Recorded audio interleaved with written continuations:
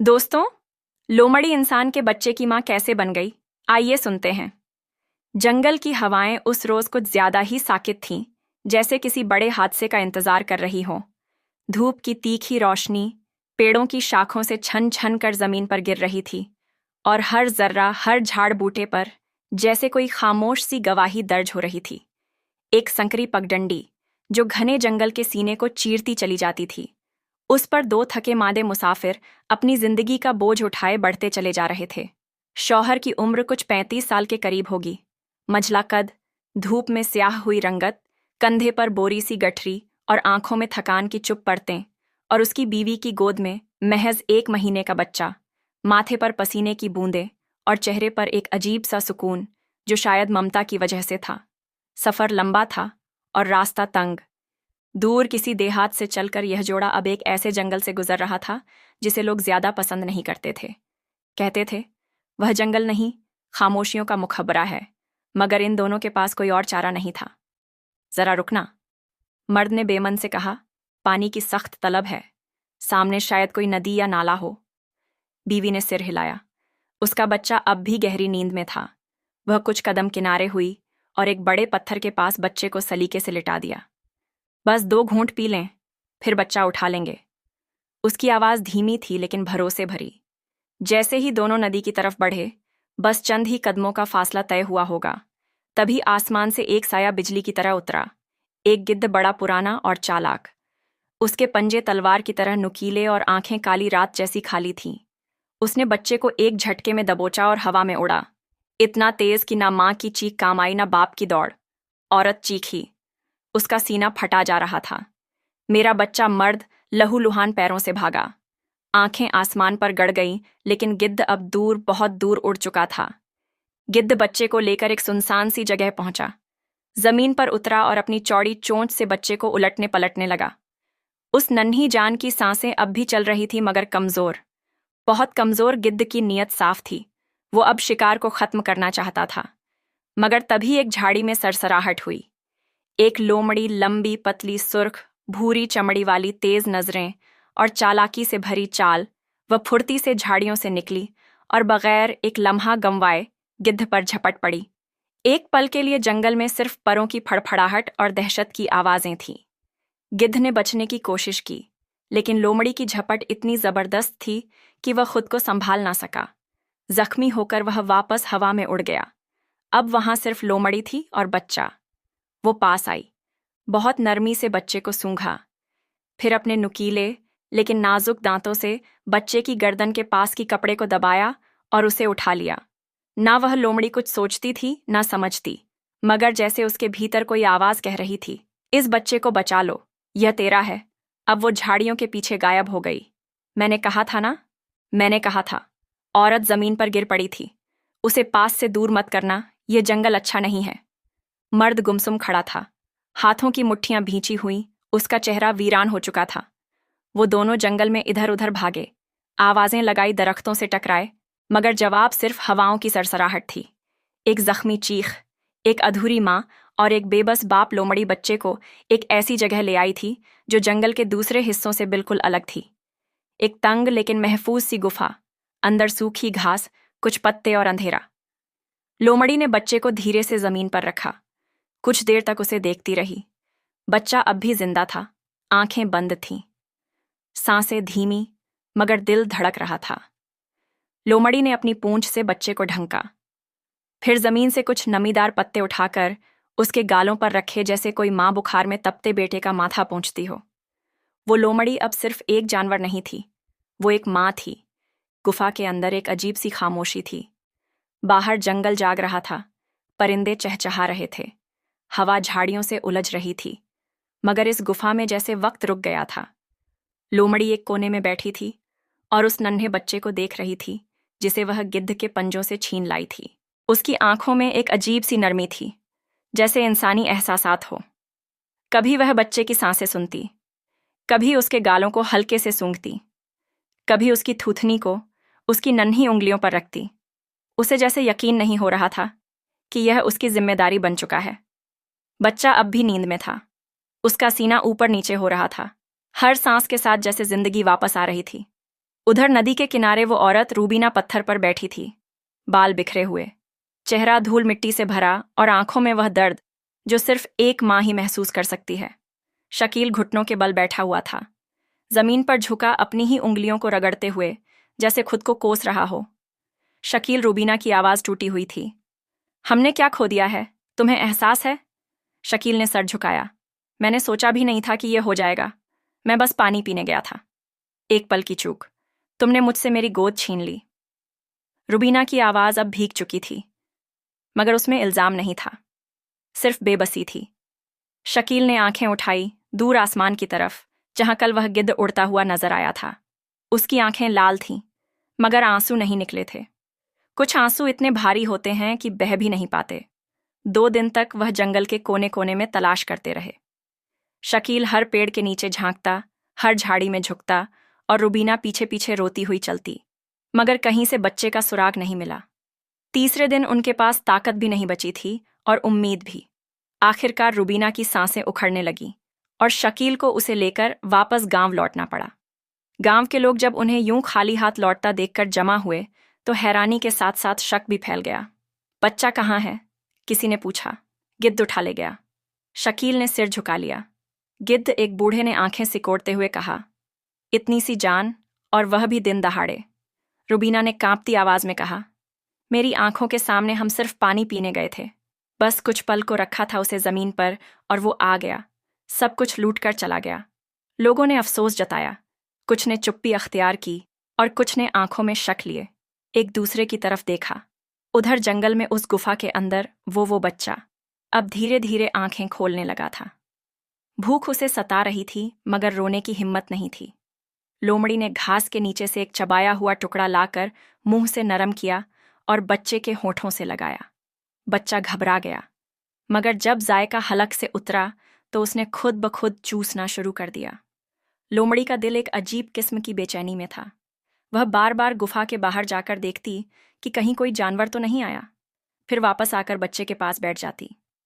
अब यह बच्चा उसकी जिम्मेदारी नहीं रहा, यह उसका हिस्सा बन चुका था। जंगल के दूसरे कोने में गिद्ध अब भी कहीं ऊंचे दरख्तों पर बैठा था, मगर अब उसकी आंखों में शिकारी चमक नहीं थी, बल्कि हार की लकीर थी। वह जानता था कि उसने जो शिकार चुना था उस पर अब किसी और का पहरा है। गांव में रूबीना रात को नींद में हड़बड़ाकर उठ जाती थी। मेरा बच्चा शकील, मैं उसकी रोने की आवाज़ सुन रही हूँ। शकील चुपचाप उसके पास आकर बैठ जाता, उसका हाथ पकड़ लेता, मगर खुद अंदर से पूरी तरह टूट चुका था। और गुफा में उस रात जब हवा ज़रा ठंडी हुई तो लोमड़ी ने अपनी नरम गर्म पूंछ उस बच्चे पर लपेट दी। बच्चा अब उसकी खुशबू पहचानने लगा था। वो पहली बार मुस्कुराया, बहुत हल्का सा, मगर उस मुस्कुराहट ने उस गुफा में जैसे रोशनी भर दी। वो बच्चा अब किसी इंसानी माँ की गोद में नहीं था, मगर कुदरत ने उसे एक माँ दे दी थी, जो लोमड़ी के रूप में उसकी हिफाजत कर रही थी। दिन रात और किसी को नहीं पता था कि यह रिश्ता सिर्फ जंगल तक महदूद नहीं रहेगा। एक दिन यह रिश्ता पूरी दुनिया के लिए मिसाल बन जाएगा। रूबीना की आंखों के नीचे अब स्याह गड्ढे पड़ चुके थे। बच्चे के बिना नींद नसीब नहीं थी, और जब कभी आंख लगती भी तो चौंक कर उठ जाती, जैसे कोई उसकी रूह को झंझोड़ देता हो। शकील अब ज्यादा बात नहीं करता था। सुबह खेतों की तरफ निकल जाता और शाम होते होते लौट आता, मगर दोनों के बीच अब सिर्फ सन्नाटा था, और उस सन्नाटे में बार बार उसी एक सवाल की गूंज। अगर हम उस वक्त एक पल भी देर ना करते तो गांव में हर रोज नई कहानियां बन रही थीं। किसी ने कहा, गिद्ध नहीं, कोई जंगली जानवर ले गया। किसी ने कहा, बच्चा गिरा ही नहीं। शकील ने कहीं फेंक दिया। औरतों की बैठकों में रूबीना का नाम अब अफसोस से नहीं, हसरत और फुसफुसाहट से लिया जाने लगा। बेचारी, लेकिन सुना है बच्चा बस 1 महीने का था। कहीं शकील ने खुद तो नहीं। हाय अल्लाह, कैसी कैसी बातें कर रहे हैं लोग। मगर रूबीना किसी को सफाई नहीं देती थी। उसके लिए उसकी आंखों के सामने उड़ता बच्चा अब भी उसी हालत में था, हवा में अपनी दोनों मुट्ठियां बंद किए हुए, जैसे कह रहा हो, अम्मी मुझे पकड़ लो। उधर जंगल में गुफा की फिजा अब उस बच्चे की आहट से बदलने लगी थी। लोमड़ी अब सिर्फ एक देखभाल करने वाली नहीं रही, वह जैसे वक्त के साथ एक माँ बन गई थी। हर सुबह वह गुफा से बाहर जाती, दूर कहीं जाकर छोटे जानवरों का शिकार करती और वापस आकर बच्चे को अपने पास लिटा लेती। अब बच्चा उस पर हंसने भी लगा था। उसकी मुलायम पूंछ को पकड़ता, उसके कानों को चबाने की कोशिश करता, और लोमड़ी जो कभी इंसानों से नफरत करती थी, अब उस एक इंसानी बच्चे के लिए अपनी जान देने को तैयार थी। एक शाम, जब सूरज दरख्तों की ओट से लाल होता जा रहा था, बच्चा गुफा के बाहर रेंगने लगा। उसका जिस्म अब थोड़ी ताकत से भर चुका था और आंखों में वह चमक आ गई थी जो उम्मीद से पैदा होती है। लोमड़ी घबरा कर भागी। उसे अपने मुंह में उठाया और दोबारा गुफा के अंदर ले आई। उसने बाहर झांका और अचानक उसकी आंखें ठहर गईं। एक दरख्त की शाख पर वही गिद्ध बैठा था जो कुछ हफ्ते पहले उसका शिकार छीनने आया था। दोनों की आंखें मिली। एक लम्हे को जंगल की हवा थम गई। गिद्ध ने गर्दन घुमाई, अपनी बड़ी बड़ी पंख फैलाए और कुछ पल वहीं रुका रहा। फिर बिना एक आवाज किए उड़ गया, जैसे समझ गया हो कि अब वह बच्चा उसके बस का नहीं। लोमड़ी देर तक बाहर बैठी रही। उसे एहसास हो गया था कि अब सिर्फ भूख ही उसका दुश्मन नहीं, बल्कि वक्त भी है। यह बच्चा जल्दी बड़ा होगा और इंसानी बच्चे जंगल में ज्यादा दिन नहीं टिकते। क्या वह उसे हमेशा यूं ही बचा पाएगी? उधर शकील अब रुबीना से दूर दूर रहने लगा था। वह बात करने से कतराता था, जैसे हर लफ्ज में उसे इल्जाम महसूस होता हो। एक रात रुबीना ने उसकी आंखों में झांक कर पूछा, तुम्हें यकीन है वह मर चुका है? शकील ने निगाहें फेर ली।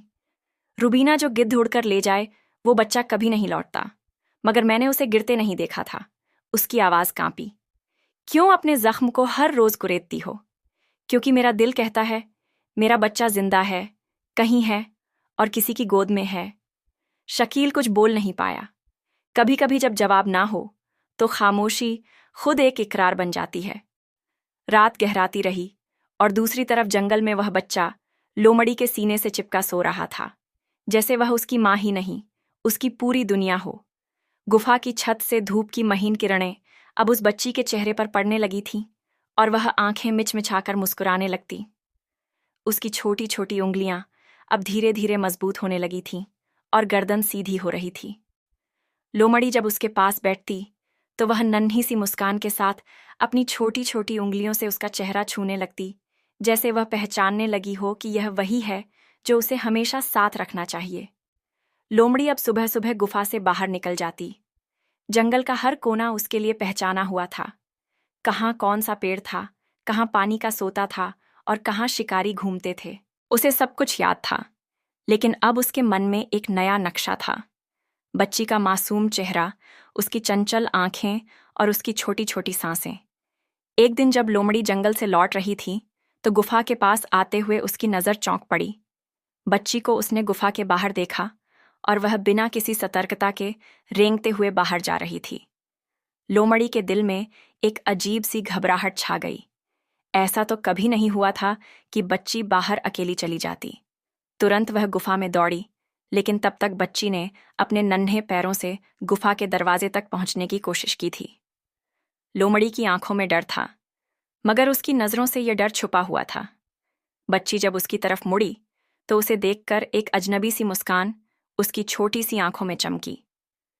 लोमड़ी ने उसे अपनी पंजों में पकड़ा और धीरे से उसकी तरफ झुकी। तुमको अकेला बाहर नहीं जाने देना चाहिए, लोमड़ी ने बच्चे को अपने गालों से चूमते हुए कहा।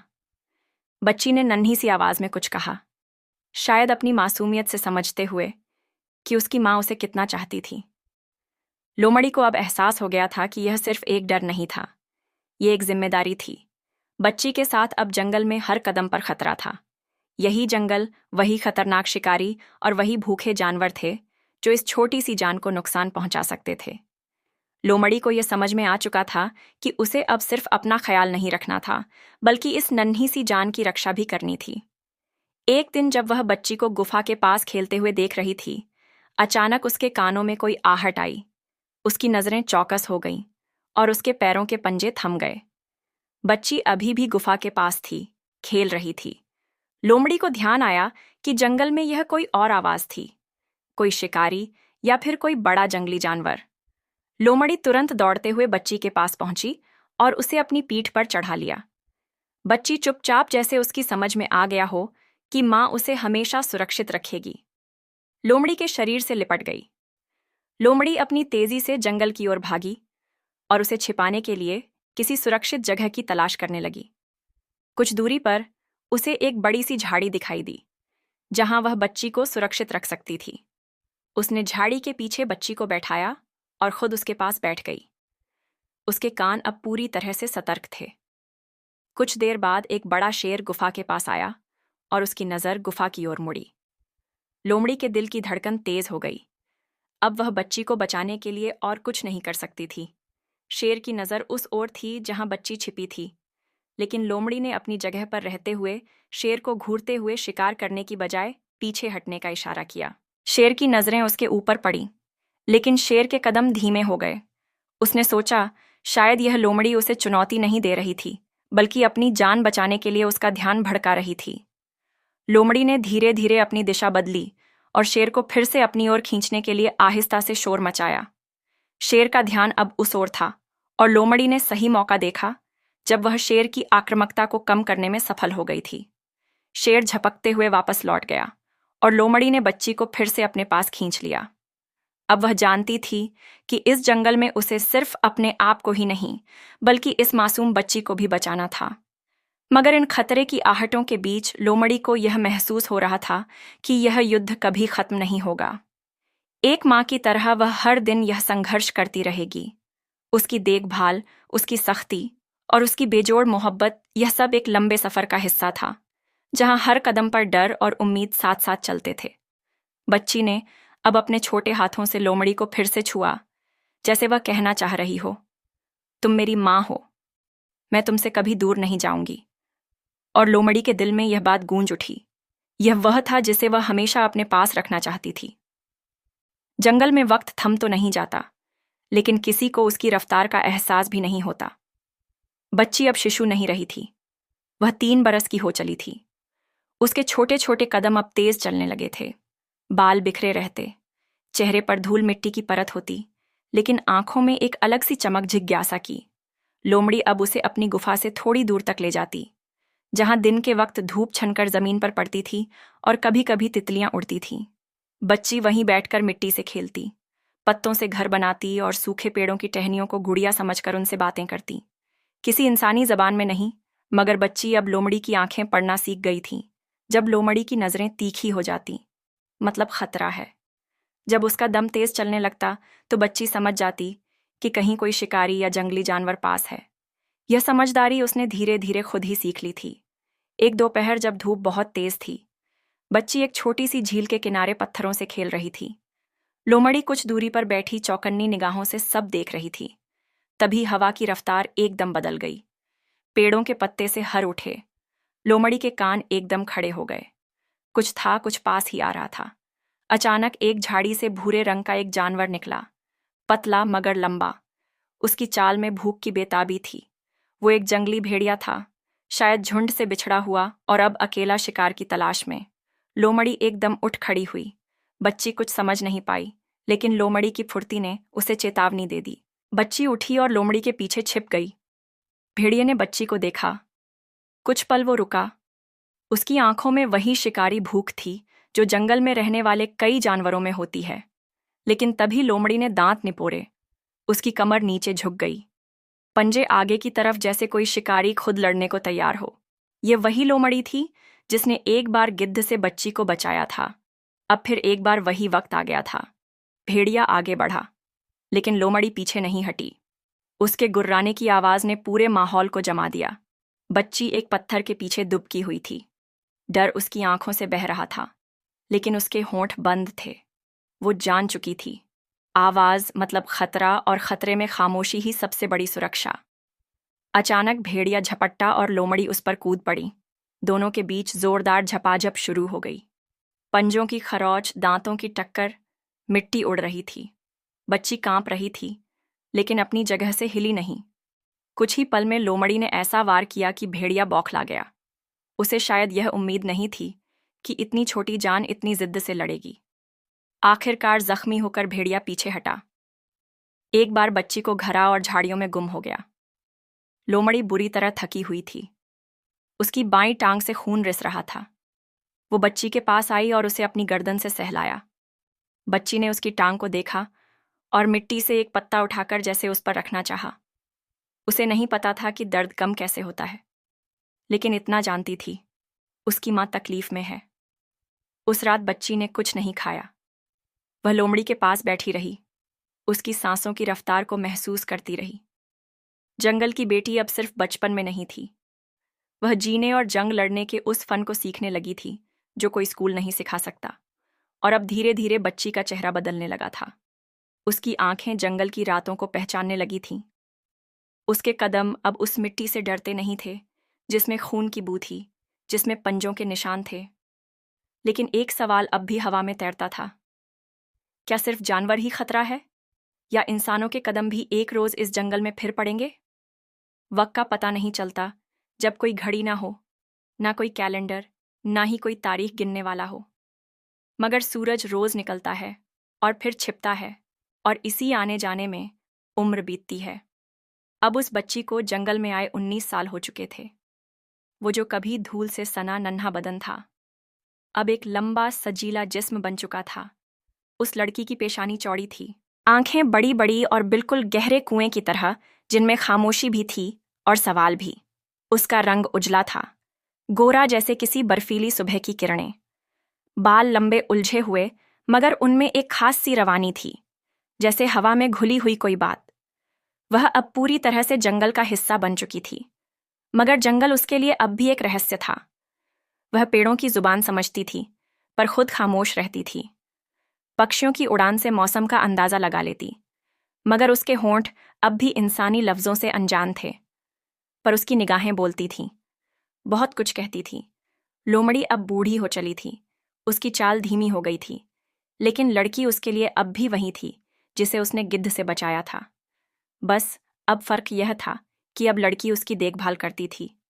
वह लोमड़ी के लिए पत्तों का बिस्तर बनाती, अपने लंबे बालों से उसका सर सहलाती, और जब कभी उसकी सांसें तेज हो जाती तो अपनी हथेली से उसे थाम लेती, जैसे एक बेटी अपनी बूढ़ी माँ का माथा थामती है। पर जंगल सिर्फ पेड़ और जानवरों का इलाका नहीं रहा था। अब कुछ महीनों से दूर पहाड़ियों के उस पार से हल्की हल्की आवाजें आने लगी थीं। कुल्हाड़ी की थक, इंसानी कदमों की सरसराहट और घोड़ों की टापें। जंगल अब पहले जैसा नहीं रहा था।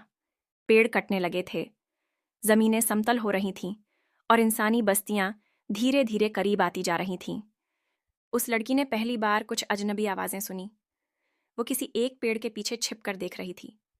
कुछ आदमी थे, हाथ में औजार, कपड़े उसके लिए बिल्कुल अजनबी, जुबान और हंसी की आवाजें। वह सब कुछ जो उसने कभी नहीं जाना था, मगर उन आवाजों में कुछ ऐसा था जो उसे अपनी सी लगी। उसे पहली बार यह एहसास हुआ कि वह किसी और दुनिया की भी है। उसी रात जब वह अपनी गुफा जैसे ठिकाने पर लौटी, तो बहुत देर तक छत की तरफ ताकती रही। उसके अंदर कोई बेचैनी जागी थी। लोमड़ी ने जैसे उसकी बेचैनी महसूस कर ली। वो उसके पास आई और अपनी थूथनी लड़की के कंधे पर रख दी। दोनों खामोश थे, मगर एक सवाल हवा में तैर रहा था, क्या इंसानों की दुनिया अब फिर से उसे पहचान लेगी? क्या कोई उसके नाम से पुकारेगा? क्या कोई पूछेगा कि तुम कौन हो?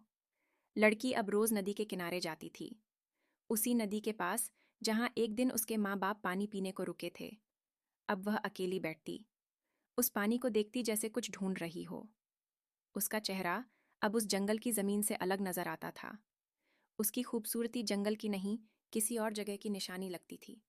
वह कभी कभी पानी में अपना चेहरा देखती, और कुछ पल बाद पानी की लहरें उस अक्स को तोड़ देती, और वह बस इतना समझ पाती कि उसे कुछ नहीं पता।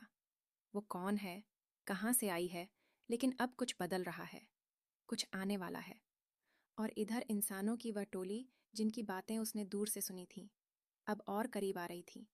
उनमें से एक लड़का था, उम्र तकरीबन उसकी ही होगी, नाम शायद नदीम। उसने एक दिन झाड़ी में हिलती परछाई को देखा, फिर उसकी नज़र उस लड़की पर पड़ी। कुछ ही सेकंड, लेकिन उन सेकंडों ने नदीम की जिंदगी बदल दी। अब वह रोज उस जगह आता है जैसे किसी छाया के पीछे भाग रहा हो। सुबह की रोशनी जैसे ही जंगल की डालियों पर बिखरती हवा में कुछ नया महसूस होता, जैसे हर पत्ता कुछ कह रहा हो, हर चिड़िया कुछ छिपा रही हो। उसी उजाले में नदीम फिर आया, एक कांधे पर झोला, दूसरे हाथ में एक छोटा दूरबीन, और आंखों में एक बेसब्री जो हर दिन गहराती जा रही थी। उसने पिछले कई हफ्तों से उस लड़की को ठीक से नहीं देखा था। बस एक झलक जो झाड़ियों के पार से मिली थी। मगर उस एक पल में कुछ ऐसा था जिसने नदीम को बांध लिया। उसकी चाल अब किसी मजदूर की नहीं थी, उसकी आंखों में तलाश थी। किसी अजनबी की। उस दिन वह कुछ दूर उस जगह से गुजरा जहां लड़की अक्सर पानी के किनारे बैठा करती थी, मगर आज वहां सन्नाटा था।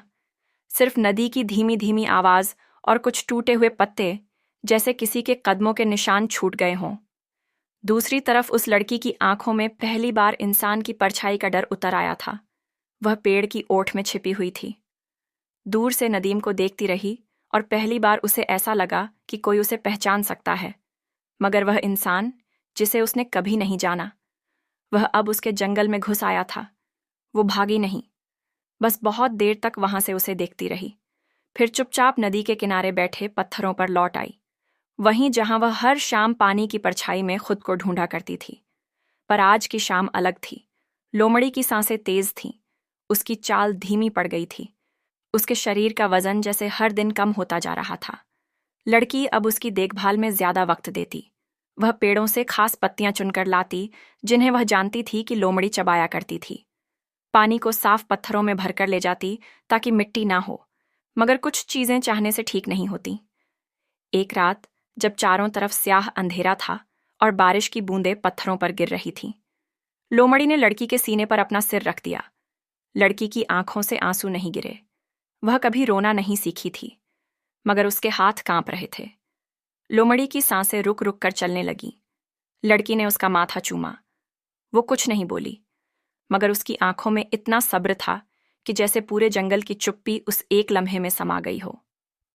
अगली सुबह लड़की ने लोमड़ी को उसी गुफा के अंदर अपने हाथों से मिट्टी में सुला दिया, जहां उसने खुद अपनी जिंदगी के पहले कदम रखे थे। अब वह अकेली थी। नदी की रेत पर उसके पैरों के निशान अब और गहरे होने लगे थे। नदीम अब भी आता था, कभी कोई फल छोड़ जाता, कभी कोई फूल, शायद किसी उम्मीद में कि वह लड़की फिर सामने आ जाए। मगर हर बार उसे बस पेड़ हिलते हुए मिलते और खामोश झाड़ियों से जवाब आता। लेकिन एक दिन लड़की ने नदी के पास एक अजीब सी चीज देखी। इंसानी कपड़ों का एक छोटा सा टुकड़ा और उसके ऊपर चॉकलेट का खाली रेपर। कुछ याद नहीं आया, मगर उस कागज की खुशबू ने उसे कहीं भीतर तक छुआ, जैसे कोई भूली हुई बात बहुत धीरे से जहन में लौटने लगे। और उस रोज वो पेड़ों के पीछे छिपी नहीं, बल्कि नदीम के सामने 2 सेकंड के लिए आई और फिर भाग गई। पर 2 सेकंड बहुत होते हैं। नदीम अब जानता था, कोई है, कोई जिंदा है, कोई लड़की जो जंगल की नहीं लगती, लेकिन जंगल अब उसका घर है। अब सवाल सिर्फ यह था, वो लड़की कौन है और क्यों इस जंगल में है। दिन की पहली किरण पेड़ों के पीछे से झांक रही थी। जंगल की खामोशी में एक हल्का सरसराहट थी, जैसे कोई धीमे कदमों से करीब आ रहा हो। नदीम आज फिर उसी जगह पहुंचा जहां से उसने पहली बार उस लड़की की झलक देखी थी। पर आज की सुबह कुछ अलग थी। उसकी पीठ पर एक छोटा थैला था, जिसमें वह कुछ मीठे फल, एक छोटा आईना और एक पुराना रुमाल लेकर आया था। जाने क्यों उसे लगा कि आज शायद मुलाकात हो सकती है। एक उम्मीद थी जो हर दिन गहरी होती जा रही थी। और फिर जैसे कोई परछाई दरख्तों के पीछे से निकली, वो वहीं थी। लड़की पहली बार सामने पूरी तरह नदीम की सांसें थम गई। वो लड़की जिसकी झलक अब तक धुंधली थी, आज साफ थी। उसके लंबे बाल खुले हुए थे, आंखों में एक अजीब सी मासूमियत, लेकिन साथ ही एक जबरदस्त चौकन्नापन। वह नंगे पांव थी और उसके बदन पर सिर्फ कुछ पत्तों और पुराने टुकड़ों से बना हुआ एक ढीला ढाला लिबास था, जिसे किसी ने कभी सी नहीं रखा था। बस वक्त के साथ खुद ही बनता चला गया। नदीम एक कदम आगे बढ़ा, पर लड़की पीछे हटी। उसकी सांसें तेज हो गईं। वो घबराई नहीं, लेकिन उलझन साफ दिखी उसकी आंखों में। तुम इंसान हो? नदीम ने बहुत धीमे और नरम लहजे में पूछा, जैसे कोई चिड़िया उड़ा ना दे। लड़की कुछ नहीं बोली। उसने अपने होठों पर उंगलियां फेरी, जैसे यह समझने की कोशिश कर रही हो कि क्या वह भी बोल सकती है। मैं तुम्हें डराने नहीं आया। नदीम ने जल्दी से झोले से कुछ फल निकाले और जमीन पर रख दिए। लड़की की आंखें पहले नदीम पर, फिर फलों पर टिक गईं। काफी देर तक सन्नाटा रहा। फिर वह धीरे धीरे आगे बढ़ी, जैसे हर कदम पर सोच रही हो कि भरोसा किया जाए या नहीं।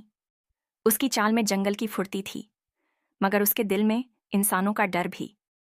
वो फलों के पास आकर रुकी, एक आम उठाया और बहुत हैरानी से उसे देखने लगी, जैसे पहली बार कुछ इतना मीठा, इतना नरम चीज हाथ आई हो। नदीम ने मुस्कुराकर पूछा, तुम्हारा नाम क्या है? लड़की ने कोई जवाब नहीं दिया, बस उसका चेहरा बदल गया, जैसे नाम शब्द उसके लिए कोई चुभता हुआ सवाल हो। ठीक है, नदीम फुसफुसाया, तुम कुछ मत कहो, बस सुनो। वो जमीन पर बैठ गया और अपने थैले से वह छोटा सा आईना निकाला। ये देखो, इसमें तुम हो। उसने आईना उसकी तरफ बढ़ाया। लड़की ने पहले उसे छूने से इनकार किया, लेकिन फिर धीरे धीरे पास आई और पहली बार खुद को उस शीशे में देखा। उसकी सांसें जैसे रुक गईं। उसने अपना चेहरा छुआ, फिर शीशे में देखा, फिर 2 कदम पीछे हट गई, जैसे कोई पूछ रहा हो, मैं यह हूं। ये कौन है? नदीम की आंखें भर आईं। उसे अब यकीन हो चला था, यह लड़की किसी हादसे का हिस्सा है। कोई कहीं इसे यहां छोड़ गया था या फिर कोई ले आया था। मैं कल फिर आऊंगा, नदीम बोला। लड़की ने कुछ नहीं कहा, लेकिन उसने पलट कर नहीं भागा, बस खड़ी रही। पहली बार उसकी आंखों में डर से ज्यादा सवाल थे। नदीम चला गया और लड़की बहुत देर तक वहीं खड़ी रही, आईना अपने हाथ में थामे। वो पहली बार खुद को देख रही थी और शायद सोच रही थी, क्या मैं भी इंसान हूं? उसी रात जब जंगल में सन्नाटा गहराया, लड़की ने आसमान की तरफ देखा और खुद से पहली बार कुछ बुदबुदाया, बस एक टूटी फूटी सी आवाज। मैं सुबह की हल्की सी रोशनी जंगल में उतरने लगी थी, लेकिन लड़की की नींद उस रात आई ही नहीं। नदीम के साथ हुए उस पहले सामना ने जैसे उसके अंदर कुछ जगा दिया था, एक बेचैनी, एक खिंचाव और एक खौफ। उसने खुद को बार बार उस आईने में देखा जो नदीम उसे दे गया था। आईना अब उसके गुफा के एक पत्थर पर रखा था, जैसे कोई नई चीज, कोई नई दौलत, जिसे वह नजरें भर के देखती मगर समझ नहीं पाती। उसी शाम जब सूरज जंगल के पीछे उतरने लगा, वह चुपचाप निकल पड़ी। ना किसी जानवर को इशारा दिया, ना कोई निशानी छोड़ी, बस कुछ जमीन पर रेखाएं खींची और नदी के किनारे किनारे चलने लगी। कदम दर कदम वह चाहती थी, नदीम कहाँ से आता है यह जाने, कौन है वो, कहाँ से लाता है वह इतने मीठे फल, और क्यों उसका चेहरा उसके जैसे ही दिखता है। काफी देर पैदल चलने के बाद वह जंगल की कोर से बाहर आ गई।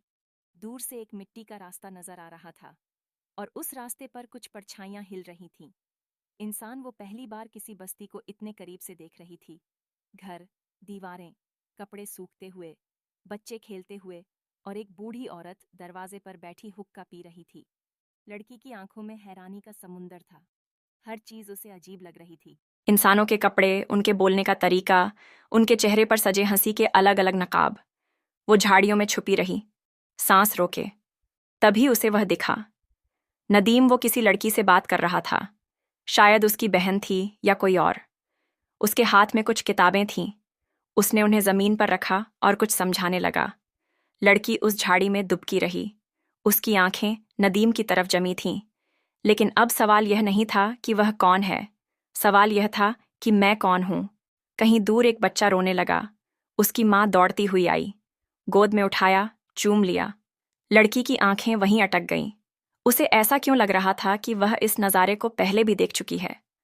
बहुत पहले, शायद एक सपना था या कोई अधूरी याद। उसके दिल में कुछ टूटा, बहुत हल्की सी टीस, जैसे कोई अनजाना नाम सीने में दस्तक दे रहा हो। वह वहीं झाड़ी में लेट गई और धीरे धीरे उसकी आंखें भर आईं। उसने इंसानी दुनिया देख ली थी, मगर वह अब भी जंगल की लड़की थी। रात ढलने लगी। गांव के कुत्तों ने भौंकना शुरू किया। वह समझ गई अब लौटना होगा। वह इंसानों के बीच नहीं चल सकती, कम से कम अभी नहीं। लेकिन जाते जाते उसने एक छोटा पत्थर उठाया और नदीम के घर की दीवार के पास छोड़ दिया। छोटा मगर भारी, क्योंकि अब जंगल और इंसान के बीच सिर्फ पत्तों की दीवार नहीं रही, अब एक एहसास भी था। सुबह की हल्की ठंडी हवा में जब नदीम अपने घर के आंगन में आया, तो उसकी नज़र जमीन पर पड़ी उस छोटे से पत्थर पर गई जो उसकी दीवार से टिक कर पड़ा था। किसी और के लिए वह एक मामूली सा पत्थर होता, लेकिन नदीम के लिए नहीं। उसने उसे उठाया, पलटा, और उसकी सीली सतह पर उंगलियों से छूते ही एक अजीब सी सनसनी उसके दिल में दौड़ गई।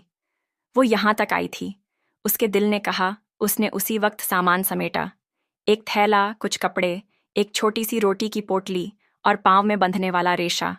फिर वह उस रास्ते पर निकल पड़ा जो उसे उस लड़की के पीछे ले जा सकता था। झाड़ियों से, कांटों से, फिर उसी पेड़ तक जहां उसकी पहली मुलाकात हुई थी। लेकिन इस बार जंगल पहले जैसा नहीं था। हर पत्ता जैसे कुछ कह रहा था, हर सरसराहट में जैसे किसी और की आहट थी। नदीम को नहीं पता था कि उससे कुछ ही दूरी पर कोई और भी उसके पीछे पीछे चल रहा है। कोई जो इंसान नहीं था, वह शिकार करता था। वो गांव के पास ही रहता था, लेकिन जंगल की लड़कियों की कहानियां बहुत सुन चुका था। लोग कहते थे, कोई जंगली परी घूमती है, नंगी पांव खुले बाल, पागल सी, मगर खूब जरूरत। उस शिकारी ने तय कर लिया था, अगर वह मिल गई तो उसे पकड़कर बेचूंगा, बहुत दाम मिलेंगे। उधर जंगल की गुफा के पास वह लड़की लौटी थी, थकी हुई लेकिन कुछ बदली हुई। उसकी आंखों में पहली बार चमक के साथ साथ बेचैनी भी थी। उसने वह पत्थर वापस अपनी जगह रखा और वहीं बैठ गई, और तभी झाड़ियों के उस पार से दो चमकती आंखें उसे देख रही थीं। लोमड़ी। वो बूढ़ी हो चली थी अब, लेकिन उसकी चाल में अब भी वही ताजगी थी। मगर अब वह लड़की के पास नहीं आती थी, बस दूर से देखती, उसकी हर हरकत को पढ़ती, जैसे वह जानती हो कुछ होने वाला है। उस रात लड़की को चैन नहीं आया। वो बाहर निकली, झील के पास बैठ गई, और फिर अचानक एक आहट, किसी के पांवों की खरखराहट।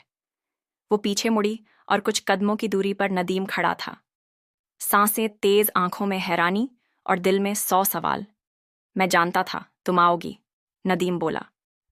लड़की उसे देखती रही जैसे कुछ सोच रही हो। फिर वह 2 कदम पीछे हटी। मैं तुम्हें चोट नहीं पहुंचाऊंगा, मैं सिर्फ जानना चाहता हूं तुम कौन हो, कहां से आई हो। उसकी आवाज बहुत सच्ची थी। लड़की ने इस बार खुद को रोका नहीं। उसने अपने हाथ से जमीन पर कुछ निशान बनाए, एक पेड़, एक गिद्ध, एक जानवर और फिर एक छोटी सी बच्ची। नदीम ने देखा और समझ गया, तुम्हें कोई ले आया था, तुम यहां पली बड़ी हो। और तभी झाड़ियों से 2 जूते निकले, फिर एक बंदूक की नली। कहानी अब बदलने वाली थी। झाड़ियों से जैसे ही वह बंदूक की नली निकली, नदीम ने लड़की को पीछे धकेला। दौड़ो, वह बस इतना कह पाया। लड़की को अभी तक बंदूक की असलियत का अंदाजा नहीं था, लेकिन नदीम की आवाज में जो डर था वह काफी था। वह दोनों दौड़ पड़े, कांटों के बीच गीली जमीन पर पत्थरों को लांघते हुए। मगर शिकारी तैयार था। उसके पास रास्तों की जानकारी थी, और उसकी आंखों में वह ललचाहट थी जो किसी मोलतोल से नहीं डरती। कहीं नहीं भाग सकते, वो चिल्लाया। उसने फायर नहीं किया। उसकी नजर लड़की पर थी और उसकी नीयत में सिर्फ मुनाफा। मगर उस इंसानी शिकारी ने एक बात नहीं जानी थी कि जंगल की बेटी अकेली नहीं होती।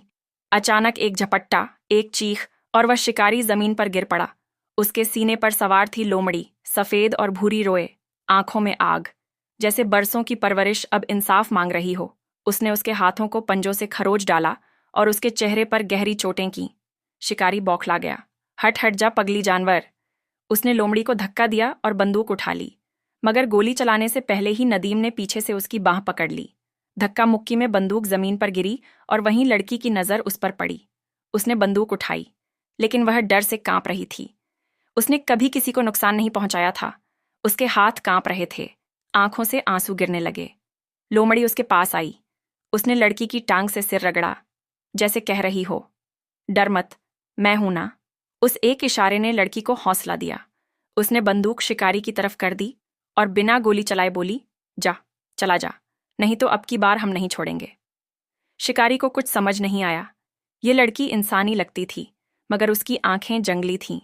वह बुदबुदाता हुआ पीछे हटा और जंगल से बाहर की तरफ दौड़ गया। सब कुछ चुप हो गया। सिर्फ जंगल की सांसें चल रही थीं और लोमड़ी की धीमी सी कराह। उसके पंजे लहूलुहान हो चुके थे। लड़की उसके पास बैठ गई। उसके रोएं सहलाए, उसके जख्म देखे। अम्मा, पहली बार उसके होठों से कोई लफ्ज निकला। नदीम कुछ देर दूर खड़ा रहा और फिर बहुत धीरे से उनके पास आया। तुमने बोलना कैसे सीखा? वह पूछना चाहता था, लेकिन नहीं पूछा। उसने बस इतना कहा, अब हमें यह जगह छोड़नी होगी। वो इंसान दोबारा आएगा और इस बार शायद अकेला नहीं होगा। लड़की ने लोमड़ी की आंखों में देखा। लोमड़ी कुछ देर तक उसे देखती रही और फिर धीरे से पीछे हटी, जैसे कह रही हो, जा, अब तेरा रास्ता दूसरा है। नदीम ने लड़की की तरफ हाथ बढ़ाया। वो कुछ पल देखती रही। जंगल की अपनी दुनिया, अपना हर पेड़, हर झरना, हर जानवर। फिर उसकी आंखों में आंसू आ गए। उसने लोमड़ी के माथे पर अपना माथा टिकाया और फिर इंसानी हाथ थाम लिया। जंगल की बेटी अब इंसानी दुनिया की दहलीज पर थी, लेकिन जो सबसे बड़ा तूफान था वह अब भी आने वाला था। क्योंकि अब गांव को खबर लग चुकी थी। जंगल में कोई है जो इंसान नहीं, लेकिन इंसानों जैसा दिखता है। नदीम ने लड़की को उस रात अपने घर के पीछे बने पुराने कमरे में छुपा दिया। मिट्टी की दीवारें, टपकती छत और एक टूटा सा दरवाज़ा, लेकिन उसके लिए वह महफूज थी। तुम्हारा नाम? नदीम ने बहुत धीरे से पूछा। लड़की कुछ कहने की कोशिश करती, फिर रुक जाती। उसकी आंखों में ऐसा लगता था जैसे वह बोलना चाहती है, मगर उसे अब भी अल्फाज की तलाश है। चलो कोई बात नहीं, नदीम मुस्कुराया। हम पहले तुम्हें यहाँ की बातें सिखाएंगे, फिर नाम भी रखेंगे। वो उसे खाने को दूध और रोटी लाया। लड़की ने पहले तो उसे सूंघा, फिर बहुत एहतियात से एक निवाला लिया। उसने शायद पहली बार रोटी का स्वाद चखा था, और कुछ देर बाद उसकी आंखों में वह चमक आ गई जो किसी भूखे बच्चे के पेट भरने के बाद आती है। उधर गांव में उस शिकारी की कहानी आग की तरह फैल गई थी। जंगल में कोई लड़की घूम रही है, नंगी पांव, हिरन जैसी आंखें मगर इंसान जैसी चाल। कुछ तो गड़बड़ है। हो ना हो कोई जिन्नात का मामला है, या कोई चुड़ैल जो नदीम पर फिदा हो गई है। नदीम अब घर से कम निकलता। लोगों ने गौर किया, उसका हुलिया बदल गया है। आंखों में कोई और ही बात है। एक बूढ़ा आदमी जो नदीम के पड़ोस में रहता था, एक रात उसके घर के पीछे से गुजरा और खिड़की में किसी परछाई को देखा। वो कौन है? उसने पूछना चाहा, लेकिन चुपचाप आगे बढ़ गया। उधर लड़की अब थोड़ी थोड़ी बोलने लगी थी। नदीम ने जब उसका हाथ पकड़कर चलो कहा तो उसने पहली बार धीरे से कहा, किधर, बस एक लफ्ज़। लेकिन नदीम की आंखें भीग गईं। तुम इंसानों से ज़्यादा इंसान हो, उसने सोचा, मगर नदीम को यह एहसास नहीं था कि उसके घर की तरफ निगाहें उठने लगी हैं। एक दोपहर गांव का सरपंच खुद उसके दरवाजे पर आ गया। नदीम, अंदर कोई है क्या? उसकी आवाज़ तल्ख थी। नहीं। क्यों? नदीम ने जवाब दिया, मगर उसकी आंखें झुक गईं। लोग कह रहे हैं तू जंगल से किसी को उठा लाया है। लड़की है। सच सच बता, वरना पंचायत बुलानी पड़ेगी। नदीम ने कुछ नहीं कहा। सरपंच चला गया, लेकिन धमकी दे गया, अगर तूने कुछ छुपाया है तो अगली बैठक तेरे ही नाम होगी। गांव के मध्य में पंचायत का हॉल सज चुका था। लोग इकट्ठे हो चुके थे और नदीम का नाम बार बार उभर कर सामने आ रहा था। गुस्से और शक से भरी आंखों में गांव वालों ने आजादी से सवाल करना शुरू कर दिया। क्या तुमने सच में उस लड़की को जंगल से लाया था? एक बुरा आदमी रामू खड़ा हो गया और नदीम की तरफ इशारा किया। उसकी शक्ल देखो, यह कोई इंसान नहीं है। कहाँ से लाए हो उसे? एक और आवाज आई, किसका है यह बच्चा, और क्या तुमने उसे जानबूझकर छिपाकर रखा है? नदीम के चेहरे पर कोई घबराहट नहीं थी, लेकिन उसकी आंखों में जो बेचैनी थी वह छुपाना मुश्किल था। वह मेरी मदद करने वाली है। मैं जानता हूं तुम सब परेशान हो, लेकिन इस लड़की का जंगल से आना बस एक संयोग था, और मैं तुमसे वादा करता हूं, मैं इसको किसी के हाथों नहीं जाने दूंगा। नदीम ने अपनी आवाज को शांत रखा, मगर भीतर का तनाव साफ दिख रहा था। गांव के सरपंच ने खड़ा होकर कहा, सुनो सब लोग, ये जो खबरें उड़ी हैं, हमें चाहिए कि हम सच्चाई का पता लगाएं। अगर नदीम सच बोल रहा है तो हमें उसे अकेला छोड़ देना चाहिए। अगर ऐसा नहीं है तो हमें सामूहिक रूप से फैसला लेना होगा। लोग फुसफुसाने लगे और नदीम को एक पल को महसूस हुआ कि उसकी जमीन खिसक रही थी। लेकिन उसी वक्त एक आवाज आई, एक मुलायम शांति से भरपूर आवाज जो उस अराजकता में बहुत ही अलग सी सुनाई दी। मेरे पास एक सवाल है। लड़की जो नदीम के पास खड़ी थी ने बड़ी धीमी आवाज में कहा, क्या तुम सबने कभी सोचा है कि क्यों हम जंगल में थे? क्या तुम्हारी आंखें वह दर्द देख सकती हैं जो हम सबने सहा है? लड़की की बात में वह सच्चाई थी जो बिना किसी अलंकरण के सीधे दिल को छूने वाली थी। सभी चुप हो गए।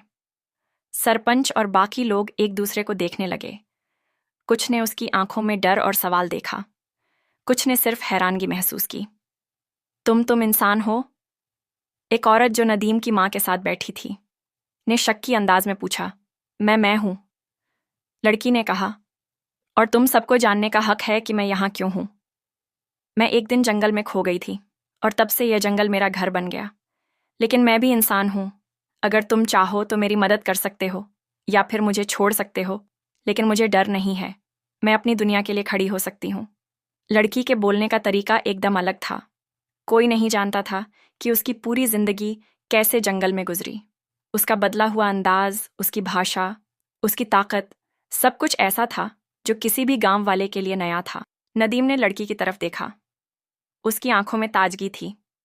लेकिन एक सवाल भी, हम आगे क्या करेंगे? उसने धीरे से पूछा। लड़की ने उसकी आंखों में देखा और फिर बगैर किसी झिझक के कहा, जो सही है वही करेंगे, चाहे किसी की भी नज़र हो या कोई हमारी राह रोकने आए। मैं नहीं रुकूंगी। पंचायत खत्म हुई। लड़की और नदीम अब उस शांति से जीने लगे थे जिसे उन्होंने कभी अपने जीवन में महसूस किया था। गांव में उनकी सच्चाई को स्वीकार कर लिया गया था। लोग अब समझ चुके थे कि प्यार और इंसानियत किसी भी शक के दायरे से परे होती है। गांव में अब एक नई हवा चल रही थी, एक जो बदलाव का प्रतीक थी, जो दिलों में घर कर चुका था। नदीम और लड़की ने एक नई शुरुआत की थी और लोमड़ी की याद हमेशा उनके साथ रहेगी। एक अदृश्य साथ थी जो कभी सामने नहीं आती लेकिन हमेशा साथ होती। जंगल और गांव की दुनिया अब एक दूसरे से जुड़ी हुई थी और यह कहानी इस विश्वास पर खत्म होती है कि सच्चाई और प्यार एक अनोखी दास्तान। तो प्यारे दोस्तों, यह थी हमारी आज की कहानी। वीडियो पसंद आई हो तो वीडियो को लाइक करें, साथ ही करीबी लोगों के साथ इसे शेयर भी ज़रूर करें और हमारे YouTube चैनल को सब्सक्राइब कर लें। शुक्रिया। अल्लाह हाफिज़।